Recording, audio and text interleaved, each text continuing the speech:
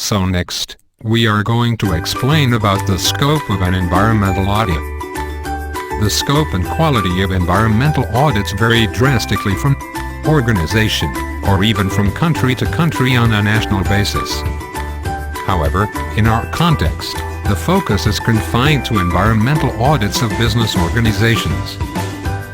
For example, 1. Some organizations may engage in periodic or one-time inspections of major aspects of operational activities. 2. Some organizations may limit the compliance efforts to paper reviews of program without engaging in physical inspections.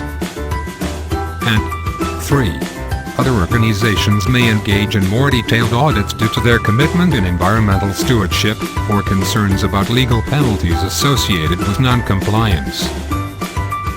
However, for small business, it may simply concentrate on such areas as paper usage and water and energy consumption, whereas, for a larger organization, it may have a broader range of inputs and output to be measured, such as waste discharge and environmental protection programs or activities. Next, let me explain on what is the components of an environmental audit.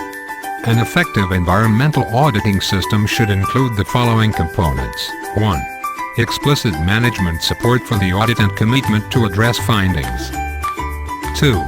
Environmental auditing function that is independent of audited activities.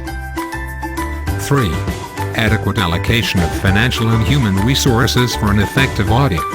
4. Clearly defined audit objectives and delineated audit program. 5.